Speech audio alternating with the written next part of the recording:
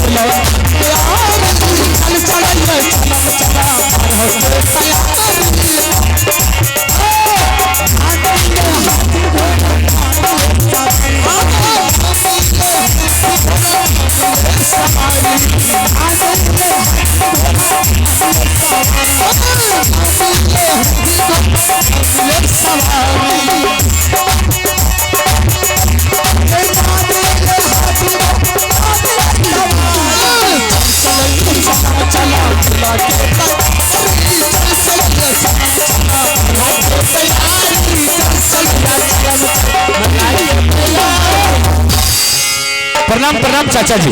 आज तो जाकर हुआ चाचा जी। जबल से आज तुमने अपने द्वारपाल मंत्री को भेजा था। हाँ हमने भेजे थे लेकर के। हाँ लेकिन अब सोच है क्योंकि एक समय की बात थी तुमने मेरे बेटा को ऊपर में कोड़ा चलाया था। मेरे पास वो आकाश था कि झगड़ू मेरा बेटा जैसे हमारा बेटा आला सिंह है उससे झगड़ुआ भी है। सही बात है। लेकिन बेटा आज वह दुख सुख मैंने भूल चुका हूँ और साथ में ये भी लिखा हुआ था पत्र पर कि चाचा जी मेरा पिताजी सख्त से बीमार है, बचने का काबिल नहीं है। सही बात है। देख रहा है कि भाई साहब अभी तो हठा का चाचा जी पिताजी को यहाँ से लेकर के पटना तक हम इलाज करवाए क्या तब जाकर के पिताजी का तबीयत सही हुआ है और यही 2-4 रोज से टहलता बुलता। नमस्कार भाई साहब। चाचा जी बोलिए। प्रणाम प्रणाम जी। और हम तो सोचे कि लगता है चाचा जी नहीं आएंगे। ना इसलिए हमने प्रसाद का कार्यक्रम समाप्त कर दिए। प्रसाद का कार्यक्रम हो गया लेकिन हम सोचे हो सकता है कहीं विलंब से ही चाचा जी आएंगे तो आपके लिए हम प्रसाद रखे हुए। क्या तुमने प्रसाद को विसर्जन कर चुका है? कर चुके। और हम दोनों वहाँ पे लग लिए तुमने प्रसाद रखा है? एकदम रखा हुआ है। आप प्रसाद खाइए और यहाँ से लौट करके सूर्य की लगे। जल्दी की बेटा। ठीक। हाँ देख रहे हो भगवान को भोग लग चुका है। बेटा तो चाहिए ऐसा कि दोनों बाप बेटा के लिए प्रसाद ने ये रखा था। पाइए प्रसाद यहाँ से लौट जाना है। ठीक है चाचा जी खाइए। ठीक है इतना जल्द अगर भोग लग गया है तो प्रसाद खा लीजिए और यहाँ से चलिए। सही बात।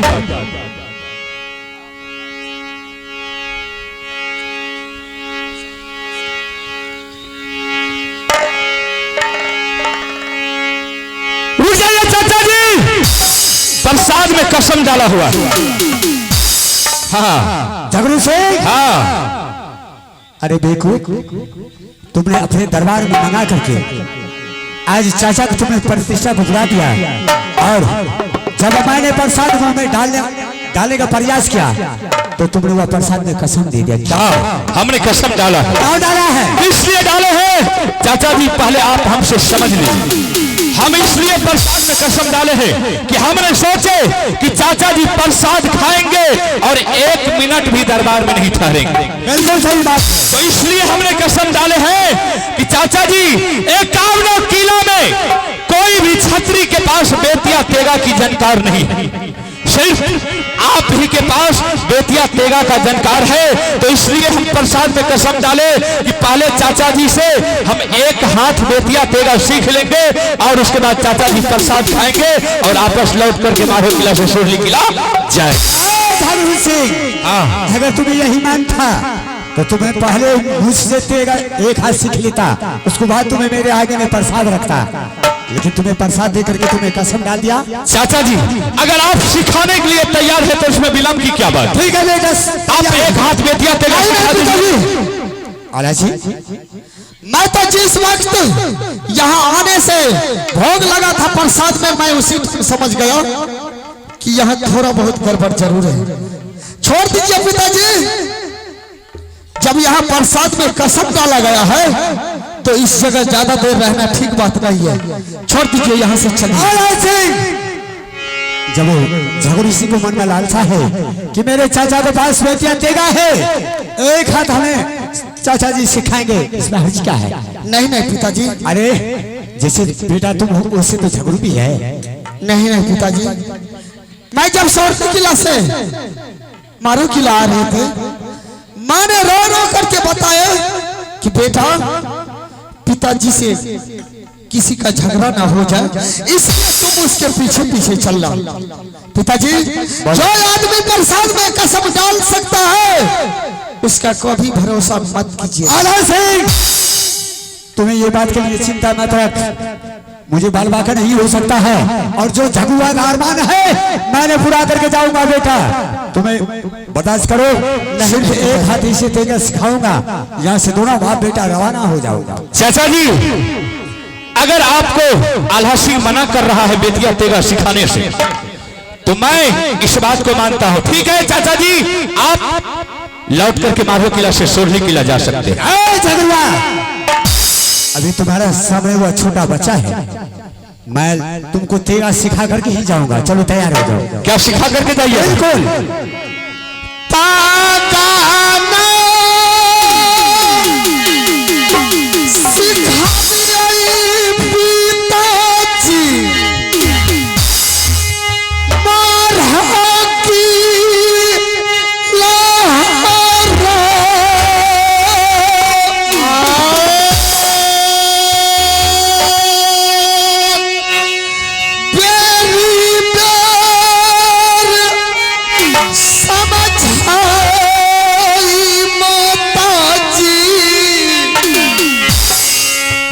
चल कहा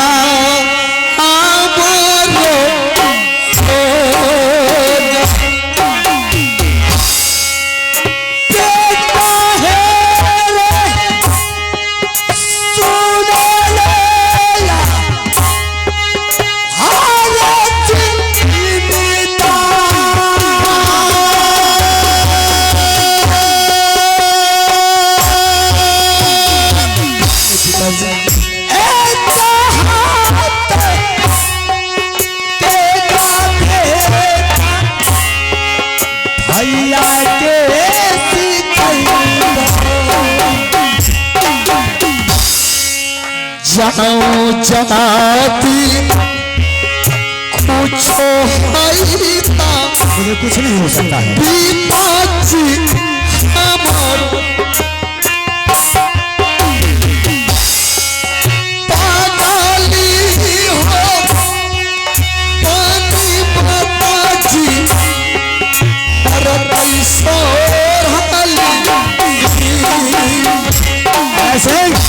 अरे बेटा नहीं तुम्हें क्यों घबरा गए? तुम्हें घबराने का सवाल नहीं, रखो तो 5 मिनट रुक जाओ, मैं एक हाथ तेगा सिखा करके यहाँ से रवाना हो जाएंगे। क्यों रोता है? आप नहीं मानिएगा। अरे बुरबान, अगर आज यहाँ से मैंने चोर की तरफ भाग जाते हैं, कल वही बेटा झगड़ू बोलेंगे कि डर से मेरा चाचा जी सिखा करके भाग गया, नहीं सिखाया। चलो झगड़वा। हाँ चाचा जी, तो ठीक है, तैयार हो जाओ।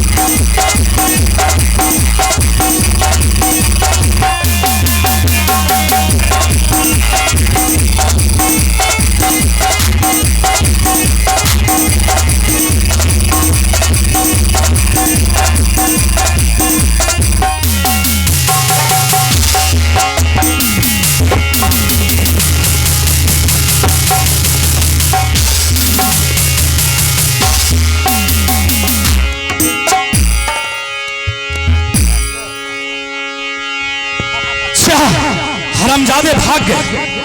पिताजी पकड़ना चाहिए। जब तक हम चाचा जी को कत्ल कर रहे थे इस दुश्मन को, आपको उसको पकड़ना चाहिए। चलो खैर कोई बात नहीं। अरे तुम कहां भाग करके जाएगा? अब तो तुम्हारा पुरखा तैयार हो गया।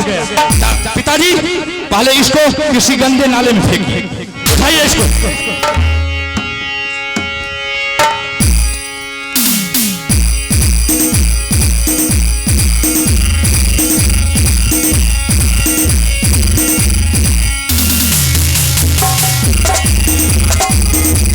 दुश्मन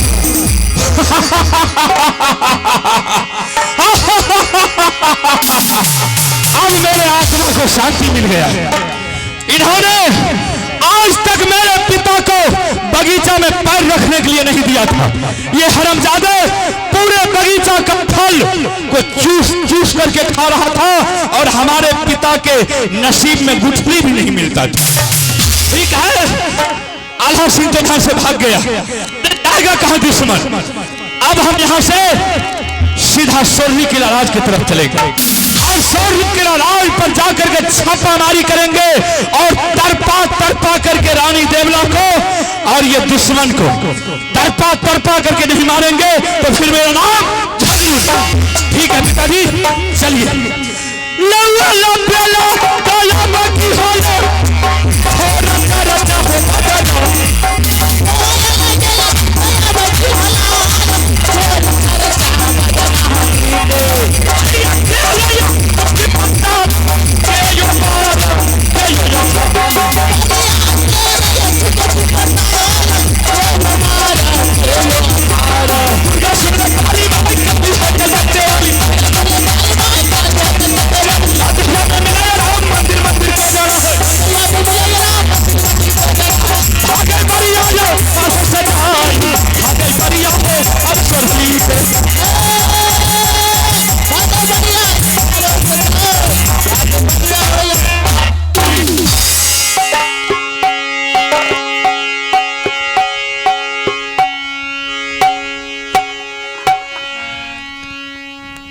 मैंने पिताजी को बहुत समझाया कि पिताजी जो दुश्मन प्रसाद में कसम डाल दिए हैं उसका कोई ठिकाना नहीं। लेकिन पिताजी एक भी बात को नहीं माने। वह दुश्मन ने धोखा से पिताजी को मार दिया। मैंने जब सोरनी किला से आ रहे थे तो बार बार मां ने समझाया कि बेटा अपना पिता को झगड़ा करने के लिए नहीं दी। मैं माँ के पास जाकर के क्या बोलूंगा कि माँ पिताजी इस दुनिया में नहीं है।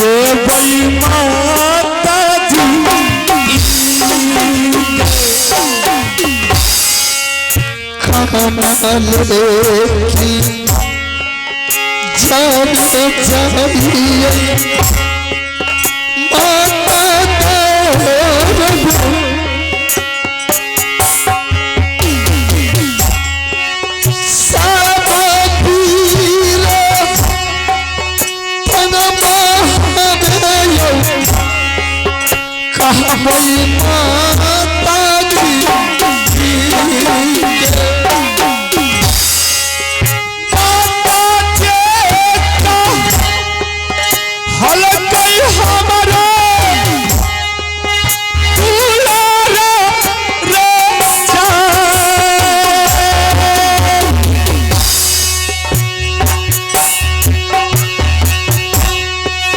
सिंदूरा चैनो बेतर आई है माता जी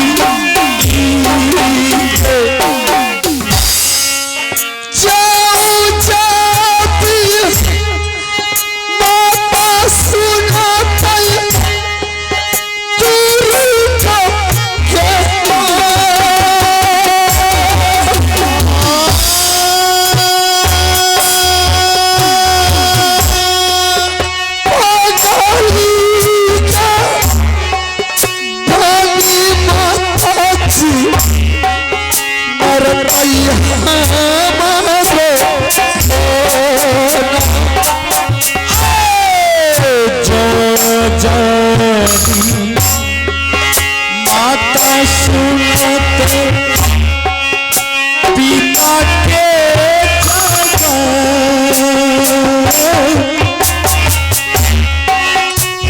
पागली हो बन के मैया मरत ईश्वर हाली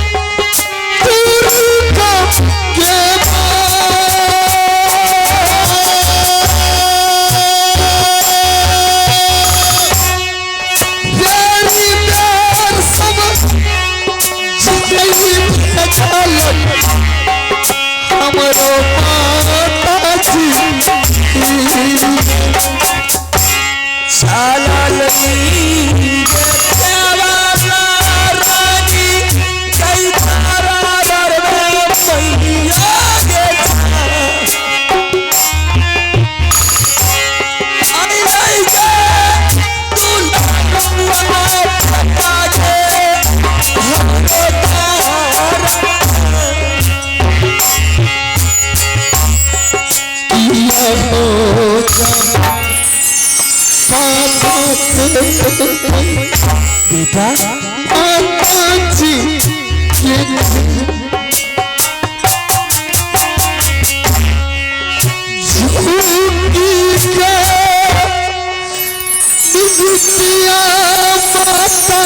आ गया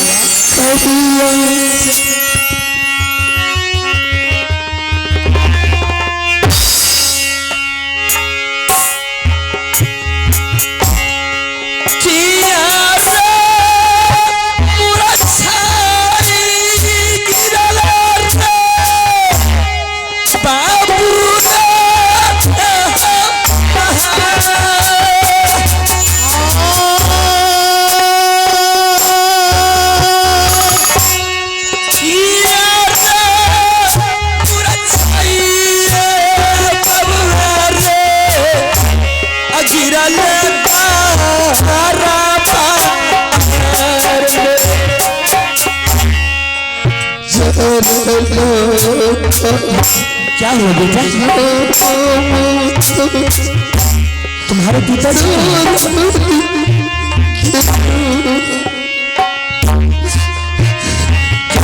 तो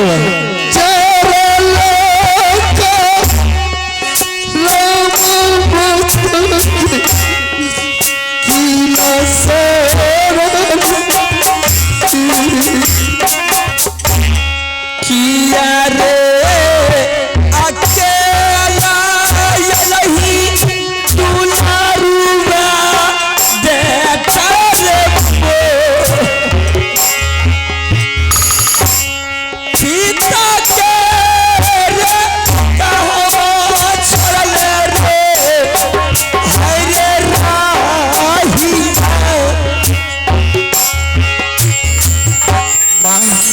बेटा तुम अकेला आया है, तुम्हारे पिताजी कहाँ हैं? कौन सा दोस्त से मिल रहे हैं, उनको साथ लेकर के आता?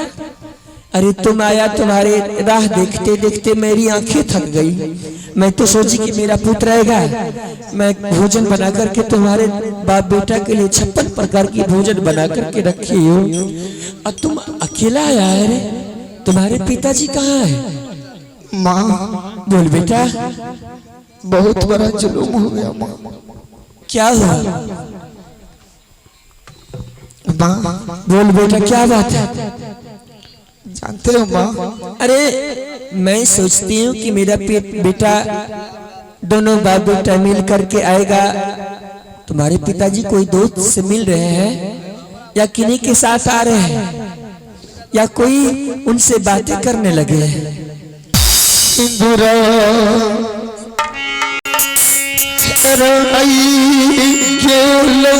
क्या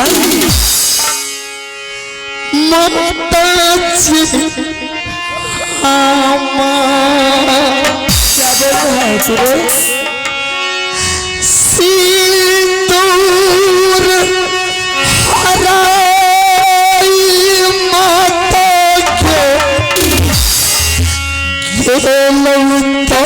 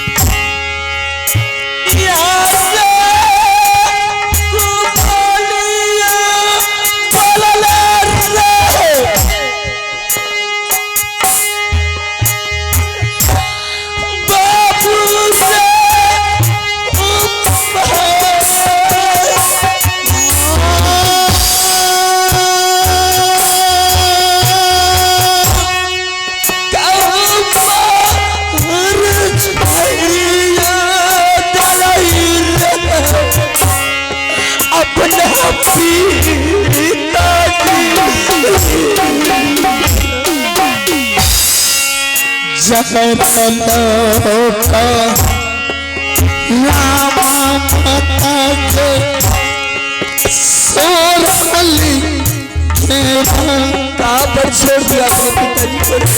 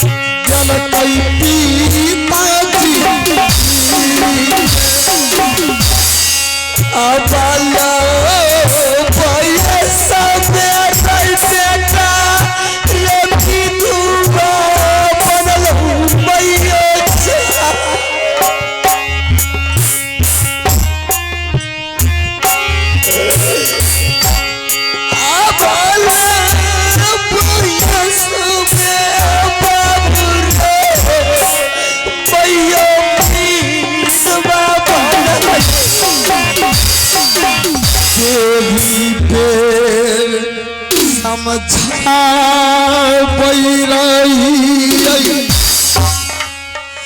पिताजी के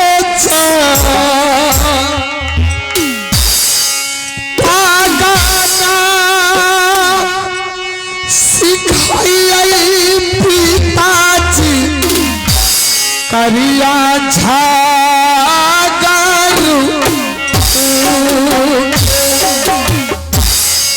कौने दिन के तू समाना रहिया उसे बाबू